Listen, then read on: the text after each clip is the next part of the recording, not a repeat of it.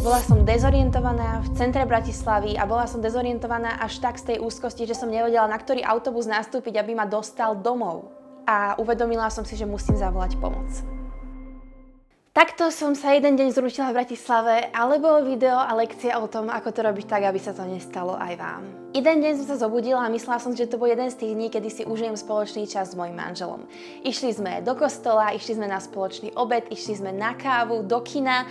Ale viete, čo bol problém? Že to celé trvalo vlastne celý deň. A tak sa stalo, že okolo 3. som sa začala cítiť veľmi úzkostlivá. Ak niekto máte úzkosti, tetániu, úzkostno-depresívnu poruchu, napríklad ako ja, tak potom viete, že čas je veľmi dôležitý. V tomto momente mal môj muž už iný program, tak sme sa od seba oddelili a ja, že pôjdem domov, veď sa nič nemôže stať. A tak som prechádzala ulicami Bratislavy a modlila sa, nech trafím domov, lebo som bola fakt dezorientovaná. Ale v istom momente mi došli sily a uvedomila som si, že musím zavolať pomoc.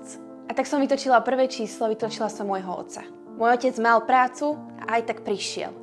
Čo je pre mňa neuveriteľná úľava, pretože viem, že sa na svoju rodinu môžem spoľahnúť. A celý čas som sa držala, neplakala som. Na verejnosti je predsa len v nás taký blok neplakať, aby sme nerozlúčili ostatných. No ale keď môj ocino nakoniec prišiel, nastúpila som k nemu do auta, rozplakala som sa ako malé decko.